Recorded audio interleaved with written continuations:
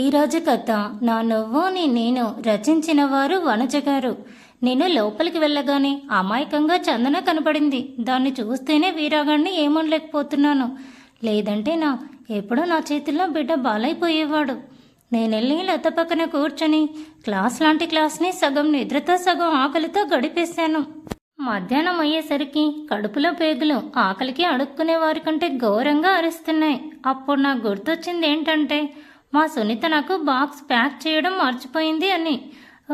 అసలు అల్లుడు ఎదురుగా ఉంటే ఈ అమ్మలకి కూతుళ్ళు కనపడరేమో అనుకుంటూ మా మమ్మీని అనుకుంటూ ఆకలితో అరుస్తున్న నా పేగులకి మీకు ఈరోజు తిండి లేదే అని ఎలా చెప్పాలి అనుకుంటూ ఉండగానే మేడం వెళ్ళిపోయింది. లంచ్ బ్రేక్ స్టార్ట్ అయింది.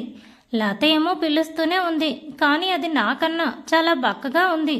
పాపం అది తెచ్చుకున్న అలసంద గింజ క్యారీలో నేను తింటే లత నిజంగానే లతంతా అవుతుందని ఆకలిగా లేదే అంటూ సైలెంట్గా ఒక పక్కకి కూర్చున్నా. ఒక 10 నిమిషాలకి నా ఫోన్కి కాల్ వచ్చింది. విరాట్ ఫ్లైట్లో ఉంటాడు కాబట్టి చేయకూడదు అనుకున్నాను, కానీ లేదంటే ఎప్పుడో చేసేదాన్ని. ఇప్పుడు ఈ కాల్ వచ్చినందుకు నా విరాట్నే అనుకున్నా, కానీ కాదు, స్విగ్గీ వాడు. అంటే ట్రూ కాలర్లో కనిపించిందిలే. బాబు, నాకు ఈ ఆఫర్లు వద్దు, మీరు ఫ్రీ షిప్పింగ్ అంటారు, జిఎస్టీ హోటల్ ఛార్జెస్ కింద డబుల్ షిప్పింగ్ అని లాగుతారు అంటూ ఫోన్ కట్ చేయబోయే లోపు మేడం వస్తా అంటే మీరేనా, మీకు స్విగ్గీ నుండి ఆర్డర్ వచ్చింది, కాలేజ్ బయట ఉన్నాను అని అతను చెప్పగానే వస్తున్నాను అన్నా, కానీ అసలు నేనెప్పుడు ఆర్డర్ పెట్టానా అని ఆలోచిస్తూ శుభ్రంగా తింటున్నా. లతను కూడా లాక్కుపోయాను. తీరా పార్సల్ తీసుకున్నాక నా దగ్గర తగిన మనీ లేవని భావించి ఎలా అని కంగారు పడుతుంటే నా మైండ్ ఒసే తింగర్తానా, నువ్వు బుక్ చేయకుండా నీకు పార్సల్ పంపారంటే ఆల్రెడీ కట్టేసి ఉంటారనే కదా అని చెప్పేసరికి అదే విషయం క్లారిటీ కోసం డెలివరీ బాయ్ని అడిగితే ఆల్రెడీ పెయిడ్ మేడం అని చెప్పాడు. గుడ్, తీసుకొని క్లాస్కి వచ్చి తీరిగ్గా ఓపెన్ చేస్తే chicken lollipop biryani with chilli chicken కనబడ్డాయి. అది మొత్తం నేనే ఎక్కడ తింటా అని లత కూడా షేర్ చేసి చందన ఈశాలకి టేస్ట్ చూడ్డానికి ఇచ్చాను. అప్పుడు మళ్ళీ నా ఫోన్ మోగితే ఈసారన్నా విరాట్ అనుకున్నా, కానీ కాదే, మా రఘు. క్యారేజ్ లేదు, క్యాంటీన్లో తిన్నావా లేదా అని అడగడానికి కాల్ చేశారు. ఎవరో తెలియక చేసిన ఆర్డర్కి పేరు చెప్పలేక కేవలం తిన్నాను అని మాత్రం చెప్పి కాల్ కట్ చేసి విరాట్కి కాల్ చేశాను. ఫ్లైట్ దిగి ఉంటాడని అంచనా వేస్తూ ఎస్, నా గెస్ కరెక్ట్. సారు ఎయిర్పోర్ట్ నుండి ఇంటికి బయలుదేరారు. విరాట్, రీచ్ అయ్యావా అని అడిగాను. ఇంటికి దగ్గరలో ఉన్నాను. మన ఇల్లునా అని నేనంటే కాదు, నా ఇల్లు అన్నాడు. పో, మనకు ఎంగేజ్మెంట్ అయింది అని నేనంటే పెళ్ళి ఇంకా కాలేదు బేబీ అన్నాడు. నేను నిన్ను మిస్ అవుతున్నా అంటే 3 అవర్స్కే 1 మినిట్ అయినా మిస్ అవుతాను అన్నా. మరి బెంగళూరుకి వచ్చేస్తావా అంటే రమ్మని అంటావా అన్నా అని అడిగేసరికి విరాట్, రా, కానీ ఇప్పుడు కాదు, తొందరలో నిన్ను నా హౌస్కి పర్మనెంట్ ఖైదీని చేసేస్తాను అని విరాట్ సార్ అనేసరికి ఏంటి, నేనేం తప్పు చేశాను, విరాట్ నన్నెందుకు ఖైదీ చేస్తావంటూ పిచ్చిదానిలాగా ప్రవర్తించిన నాకు 6 నిమిషం తర్వాత కానీ బల్బ్ వెలగలేదు. అది విరాట్ నన్ను ఆ ఇంటికి ఖైదీని అంటే ఎప్పుడు తన ఇంట్లోనే పెట్టుకుంటాడు, పెళ్లి చేసుకొని తీసుకెళ్ళి అని అర్థమయ్యేసరికి సిగ్గుతో మొగ్గలేద్దాం అనుకున్నాను. కానీ నా చుట్టూ అందరూ ఎర్రగడ్డికి కాల్ చేస్తారేమో అని భయం వేసి సైలెంట్ అయిపోయాను. నేను ఆర్డర్ వచ్చిందా అని విరాట్ అడగడంతో నువ్వు ఆర్డర్ చేశావా అని ఆశ్చర్యంగా అడిగాను. కాదే, హనుమాన్ మూవీలో హీరో నీకోసం ఆర్డర్ చేశాడు.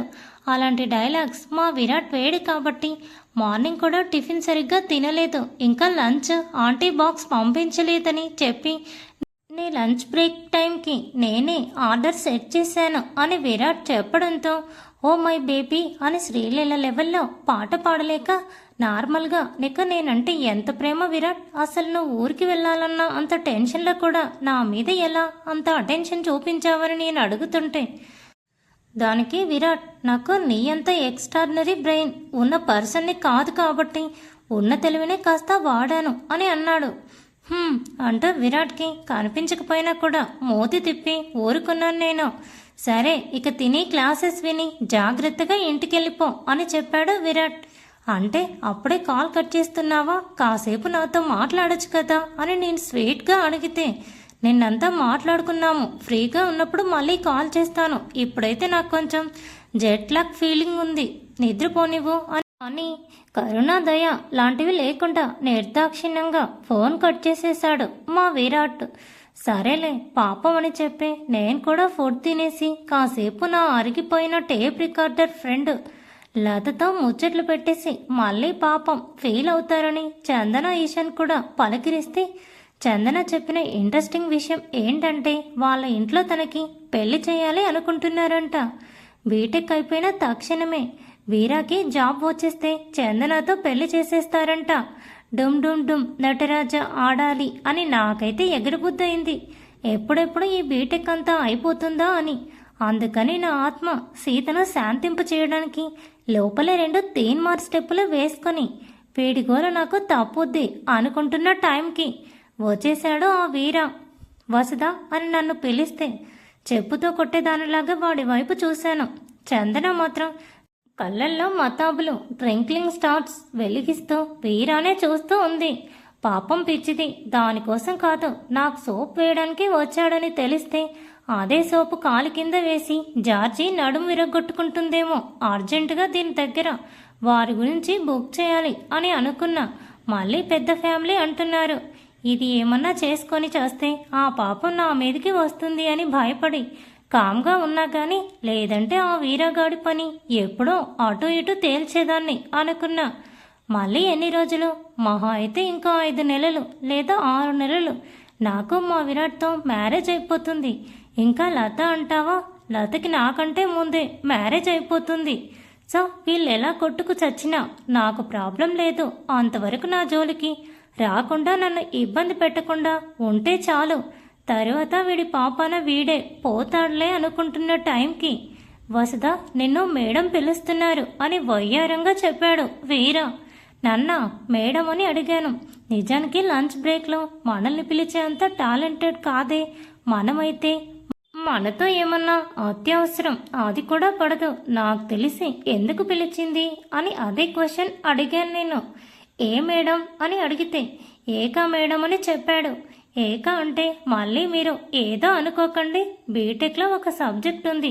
అది చదివిన వాళ్ళు చదువుతున్న నాలాంటి క్రిమిజీవులకు తెలుస్తుంది ఆ సబ్జెక్టు ఏంటో. మేడం పిలుస్తుందంటే ఈవిడకి నాతో పనేంటో. వీరా మాత్రం ఏమో వసుధ నిన్ను అర్జెంటుగా రమ్మన్నారు అని చెప్పి ఏం తెలియని నంగనాచిలాగా బయటికి వెళ్ళిపోయాడు. లతని పిలిస్తే ఆవిడ నా ప్రాణాలు తీస్తుంది. క్లాస్లోనే ఆవిడ సోది వినలేము అని అమాయకంగా చెప్పింది. తప్పించుకుంది. స్పెసిఫిక్గా నన్నే పిలిచింది కాబట్టి నేను వెళ్ళక తప్పలేదు.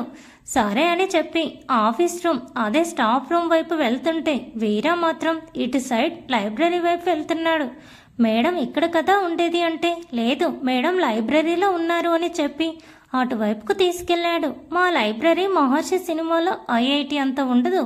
ఏదో చుట్టూ ఒక చిట్టడవి లాంటి చెట్లు, ఆ మధ్యలో ఒక పాతబడిన బంగ్లా లాగా ఉంటుంది లైబ్రరీ. నిజంగా రాత్రిపూట వస్తే దడుచుకొని చేస్తారు ఒక్కొక్కరు అనుకుంటూ లైబ్రరీలోని నన్నెందుకు రమ్మనిందా అని ఆలోచిస్తున్న టైంలో లైబ్రరీ బ్యాక్ సైడ్కి వచ్చేసిన నన్ను ఎవరో చూడకుండా చేయి పట్టుకుని గట్టిగా ముందుకు లాగాడు. ఒక్క నిమిషం గుండెలు జారాయన్నట్టు అనిపించి భయపడి ఊపిరి కూడా వేగంగా తీసుకుంటూ ఆగిపోయాను నేను. వసుధ ప్లీజ్ అరవకు, నేను నీతో మాట్లాడడానికి ఈ దారి తప్ప ఇంకొకటి దొరకలేదు అని వీరా అంటుంటే, అప్రాచ్యుడా నీ ముఖం మీద బల్లి చుచ్చుపోయా అని వాడిని లోపలే తిట్టుకొని చెయ్యి వదులు అంటూ గట్టిగా చెప్పాను. వదిలితే అరుస్తావని వాడు అంటుంటే, ఛీ నీ అబ్బా భయమేసి ఇందాక ఎవరో అనుకుని అరిచాను. ఇప్పుడు ఆ దౌర్భాగ్యుడివి నువ్వే అని తెలిసి ఇంకెందుకు అరుస్తాను అంటూ వీరా చేతుల్లో నుండి నేనే చెయ్యి విడిపించుకున్నా. వస్తా అర్థం చేసుకో అంటున్నాడు. నువ్వంటే నాకు చాలా ఇష్టం అన్నాడు. నిన్నే పెళ్లి చేసుకోవాలి అనుకుంటున్నా అన్నాడు. అబ్బో నేను ఈడ వీడిని దేకను కూడా దేకడం లేదు. ఈ పనికి మాలినోడు అప్పుడే పెళ్లి వరకు వెళ్ళిపోయాడు అని తిట్టుకుంటూ ఇంకా దాచిపెడితే నాకే నష్టం అనుకుంటూ, పొద్దున నాతో ఉన్న అతన్ని చూసావా వీరా అని అడిగాను నేను. Thanks for watching. Please subscribe my channel for more videos.